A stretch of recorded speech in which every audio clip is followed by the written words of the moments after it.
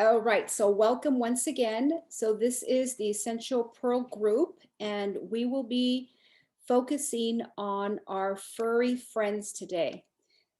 So I am Elisa Bonet, and I have with me Elsa Lopez, and she'll be sharing a stinky spray recipe for your pets in just a moment. I'd like to cover some of the basics of essential oils when you're dealing with pets. So this might be something you want to take a picture of. Dilution is so important when you're going to use them in these very small animals. And here is a breakout of the type of dilution that is suggested. So for cats or any of your dogs that are under 25 pounds, it would be about 4 drops of carrier oil, like fractionated coconut oil or almond oil, to 1 drop of essential oil. And as the weight goes up, then you can adjust the ratio of carrier to essential oil.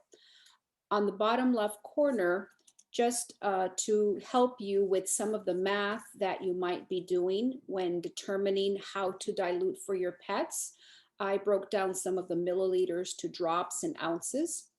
But one of the more important things to consider is erring on the side of caution. It is best to over dilute than under dilute. Always use the highest dilution ratio until you see how your pet responds. Now, there are some oils that are very gentle, and some pets will do fine with an essential oil that's applied neat, which means no dilution. But before you do that, dilute, see how they do, and then you can lower the dilution ratio and take it from there because every pet is going to react differently. So just be very cautious and do this very carefully to make sure that they're well protected and they don't have an adverse reaction. If you are dealing with any type of hot oil, then you want to do additional dilution. And we'll go over some of those hot oils in just a moment. In general, for pets, the guidelines are a dilution rate of 1 to 2%, which would be similar to babies and children.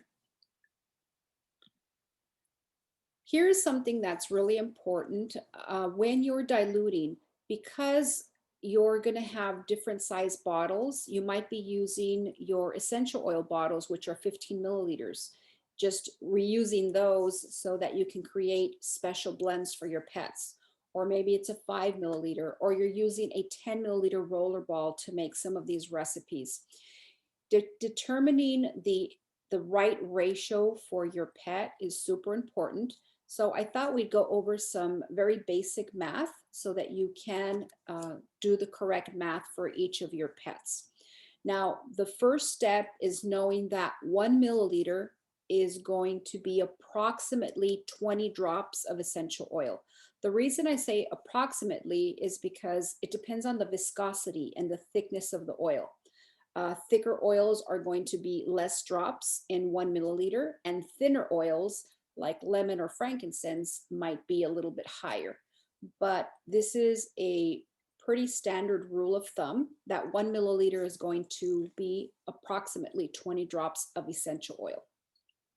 Now, when you're doing the math, the very first thing you want to do is determine what size bottle you're using. Once you have that, you're going to multiply the size of the bottle by 20. And that's going to give you the number of total drops that fit in your bottle. So I have prepared 2 different examples for you. A indicates you're using a 10 milliliter roller ball. If you multiply 10 times 20, that's going to give you 200 drops. That 10 milliliter roller ball will hold a total of 200 drops. Let's say you have a 5 milliliter bottle. You multiply that by 20, that gives you 100 drops. Once you determine the number of drops that fit in your specific bottle, then you go to number 3 and you multiply the number of drops by the percentage of dilution you want for that pet. It might be 1, it might be 2. So again, 2 more examples for you to look at. 200 drops by 1% gives you 2 drops. 2 drops of essential oil. The remainder is going to be the carrier oil, like the fractionated coconut oil. If you have 200 drops and you want a 2% dilution, then it would be 4 drops of essential oil and the remainder of a carrier. So I invite you to take a picture of this. And once you do it once or twice, it's super easy to figure out the math, and you can tailor the dilution to the weight of your pet. Where to put oils? Very simple with topical application. You can put it on the tops of the ears, the very tips of your doggy's ears, on the base of the skull, down their spine, on their belly, and then on their back paws, those large pads on the back paws. You can use a pre-diluted blend directly on these different areas, or alternatively, you can add some directly to your hands, rub your hands together, and then just swipe across that area. So these are very easy places to apply these oils to your doggies. Now, the 3 ways you can use them aromatically. Now, your dog's brain, 40%, more than 40% of the area dedicated in humans to smelling is 40 times greater than that of a human. So you can just imagine how acute their sense of smell is. You can do something as simple as just opening the essential oil bottle and letting them whiff it, and that's enough to give them some of these supportive properties for their health. But the very best way that is recommended is to use a diffuser. Never, though, close the door. Let your pet leave if they don't like it, if it starts to bother them. They have the option to leave that room. So never lock your pet in a closed room with a running diffuser. And this is the same for your cats. Topically, we talked about the different places where you would apply these oils, and using them in frequent dosages is a lot better than a higher dosage less and frequently. So the best way is to do small, frequent doses on your pet. Now, there is the option of using the essential oils that are safe for internal use for us are also safe for pets, with a few exceptions, which I will go through in just a moment. But some of the ways you can help them with their internal use is to just put it in a capsule with the carrier oil. You can mix it in their wet food, that works best. Or you can put a drop on your finger, let it dry, and then rub your finger across your pet's gums. Or you can just add a drop in their drinking water. This is not recommended for cats, but animals like horses and guinea pigs and doggies, they do well with internal use of essential oils, again, depending on their weight. But these are the ways that you can definitely incorporate essential oils in your pet's wellness routine. Now, I do want to cover some safety issues. We already talked about leaving the door open and allowing your animal to roam freely if they don't like the scent, and always diluting your oils, erring in the side of caution before you start to use them neat. And do not use any oils on or around your animal's eyes, ears, nose, or genitals, which is similar to what we do as humans, right? We don't want oils in any of those areas. If you accidentally do get any type of essential oil in their eyes, then put some fractionated coconut oil in some tissue and use that to get that oil out. Never flush it with water. It'll just make it worse. You want to use a carrier oil. Now use extra caution with any animals that are frail, if they have underlying health conditions, if they're pregnant, if they're nursing, if they're very young, if they're on any type of medication or epileptic. Discontinue use of essential oils if your animal exhibits any type of distress. If they're drooling, if they're squinting, rubbing their face, if they're vocalizing, if they're panting, any type of tremors, vomiting, diarrhea, skin irritations. And of course, don't panic. If there's any type of skin reaction, it'll resolve itself within about 24 hours. If there's any type of emergency, of course, call your vet. Um, and don't use oils at the same time if you're using topical medication or any type of dermal patches or topical flea and tick treatments on your pet. So now that we got some of the safety out of the way, let's go over oils that should be avoided with dogs and with cats. So with dogs, very smallest, birch, which is not available for sale, but during certain events we have received it from doTERRA. So if you do have it, do not use it on your dog. Tea tree or melaleuca and wintergreen should be avoided. Use caution if you're using any of the hot oils, which means you need to add more carrier. You want to dilute it heavily if you're using cassie or cinnamon or clove, oregano, rosemary, or thyme. Now you can notice the longer list with cats. Now cats do not have the ability to break down certain components, certain enzymes, things like phenols or ketones or certain monoterpenes and carbacrol, which is in some of these oils. And it can become toxic for them because the body stores it because they cannot eliminate it. Therefore, their pathway of elimination is a little bit different. So we have to be more cautious. Therefore, you can see the list of oils that should be avoided with cats, plus some that should be used with caution, which means more dilution. Now let's get into some of the recipes we're going to go through. Here is a quick one that you can use for your pets that are gassy. If they eat something and they are just not feeling well, if they're kind of belching a little bit or bringing up some of their food, then you can use Digestin just by putting some on the large pads on the back of their paws, or you can rub some on the palm of your hand and then swipe it over their belly area. I'll be making a quick little demo of a pre-diluted Digestin as well as a lavender in just a moment. This one will be made by Elsa. She'll be sharing her Stinky Dog Spray recipe. Itchy skin. Lavender is really great for itchy skin, any type of irritation.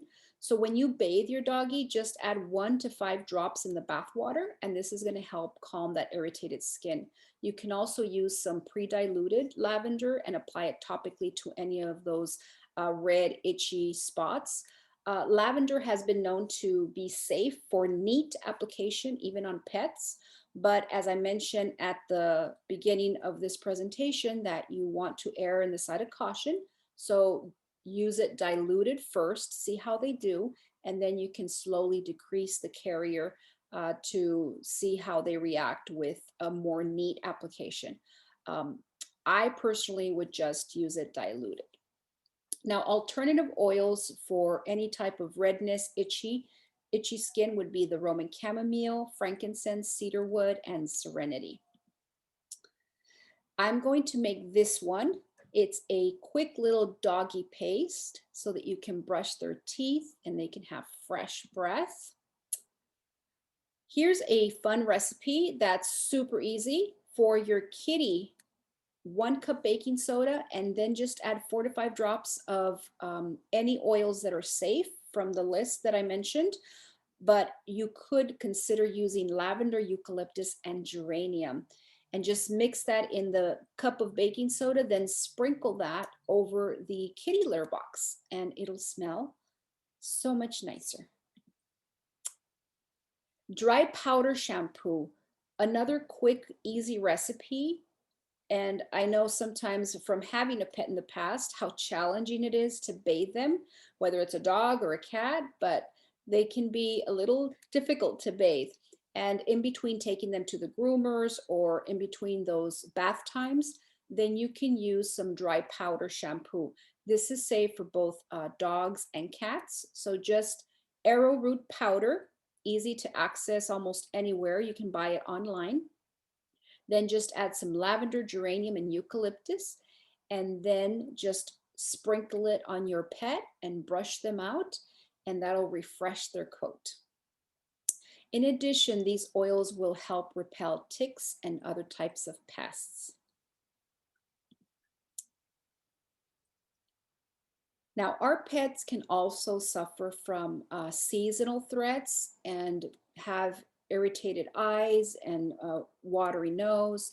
So you can provide them with the same relief that you and I use during these times, which is lavender, lemon, and peppermint. Make them a roller ball with these oils and then just apply it to their belly. You can apply it along their spine, on the large pads on the back of their paws 2 to 3 times a day. In addition, diffuse these oils so that they can have relief throughout the day. Now here's a fun one. Make them a natural flea collar.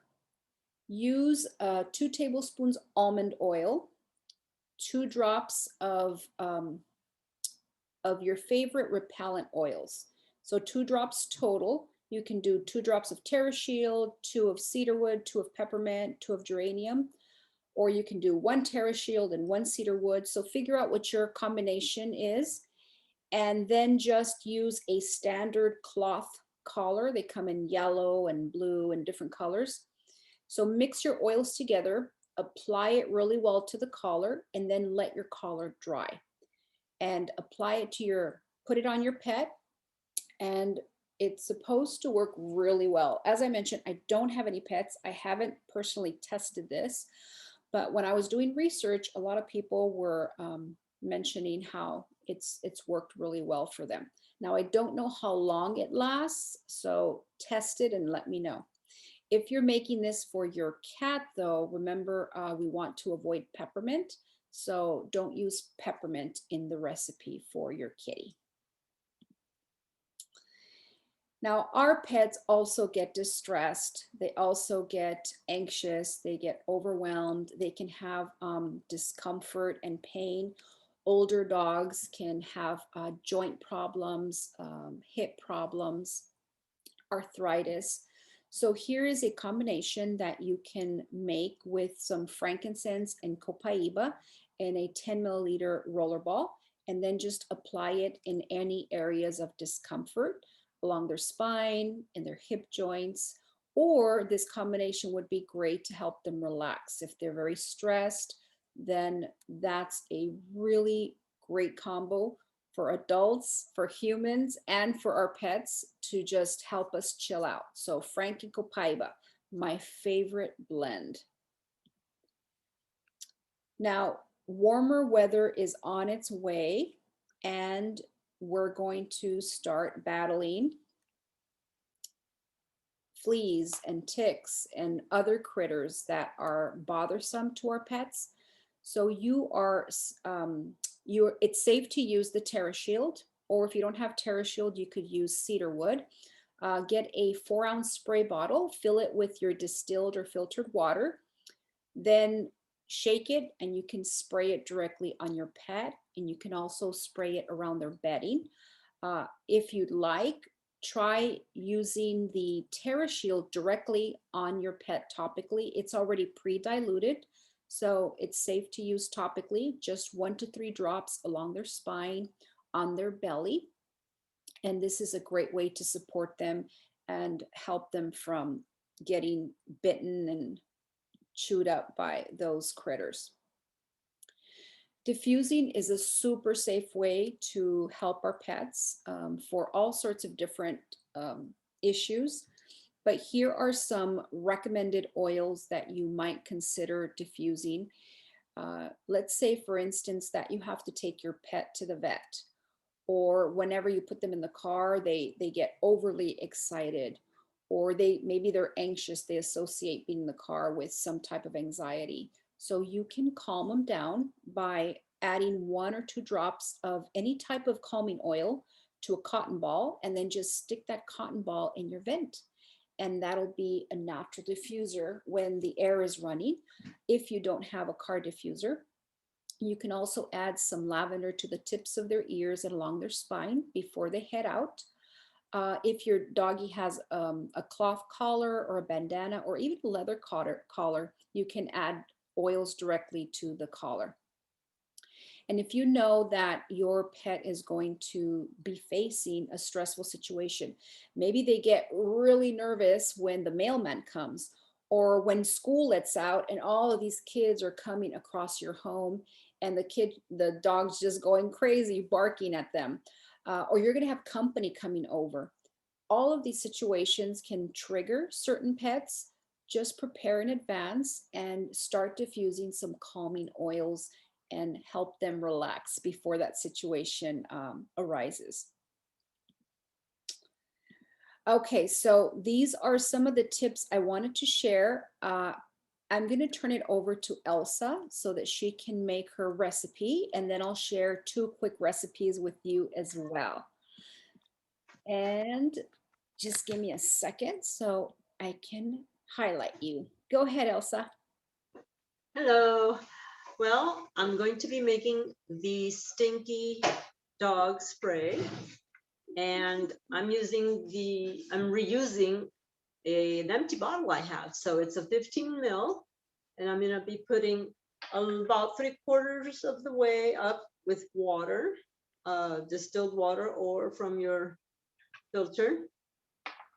Okay, about 3/4.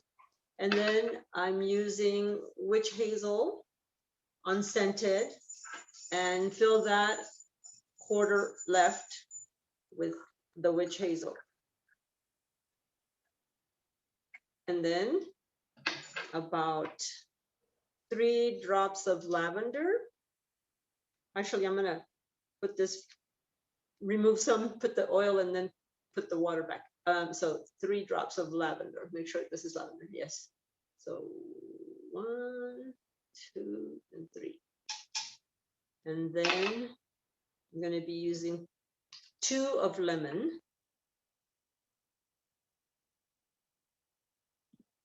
Okay.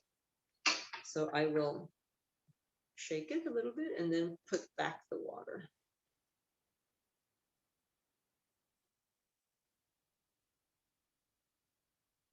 Oh, it smells wonderful.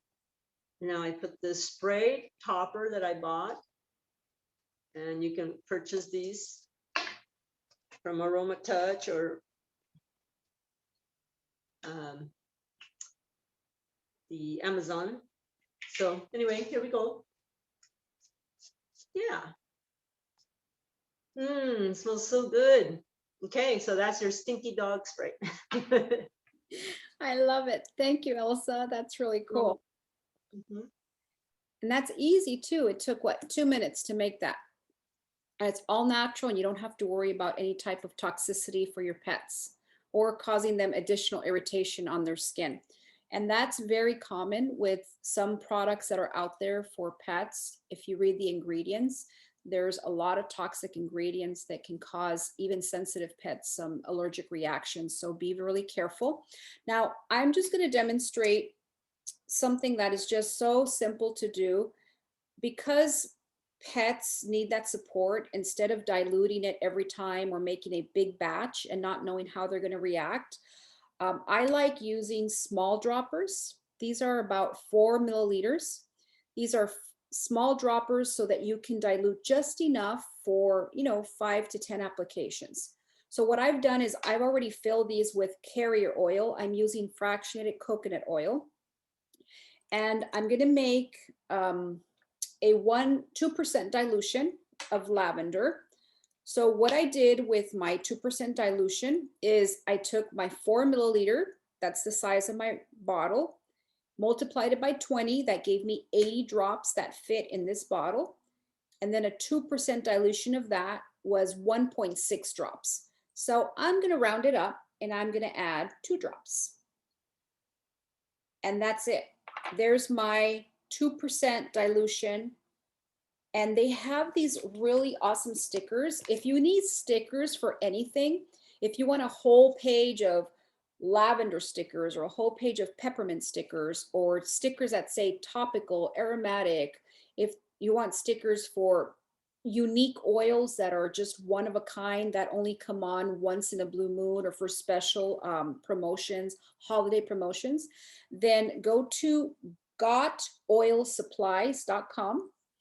And they have a lot of different tools for essential oil use, but I love getting my stickers from them. And so this sheet of stickers has different dilution rates so that you can remember what dilution you're using, especially if you're in a family that has several kids, different age groups.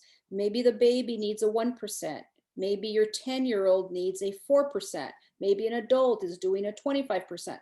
So that's an easy way to determine who is using which dilution. And of course, for pets, if you have different pets, you want to know what dilution you used. So this is a really cool, handy tool to have just to make it easier.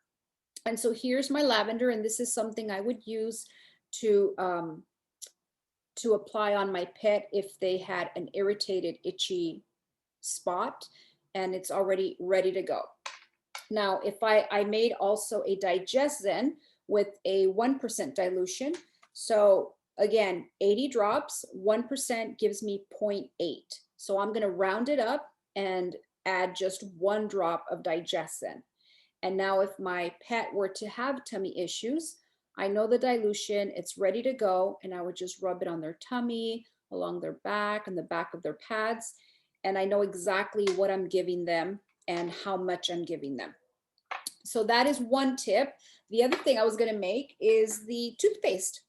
And this is toothpaste you can use as well. All I have is the 2 tablespoons of baking soda. And I'm going to make myself an On Guard toothpaste, or you can do peppermint for your pets. Just make sure it's on the safe list. And all you do is add your 1 drop of oil to your 2 tablespoons of baking soda. And then you just take some water. You probably can't see this, but I'm just going to add a little bit of water at a time. And I'm going to mix until I get a paste. And just make sure that the oil is well distributed throughout the mix. And voila, you have doggy toothpaste. It depends on your dog how easy they are when you're trying to clean their teeth, but this might be enough for 1 to 2 applications, depending on how much you're wasting trying to get your doggy to show his pearly whites. And there you go. You have some toothpaste, and get your toothbrush, your doggy toothbrush, and brush away. Again, super easy, safe, all natural. And your doggy will enjoy a little bit of an immune boost as well. Okay, so we are so glad that you joined us today, and we hope that some of these tips and recipes were helpful. We may be bringing an essential oil pet to you in a webinar format, where we're going to go into a lot more detail, explain about some of the oils and break some of those down, and then bring you recipes for other pets as well. So that's going to be coming up in the future.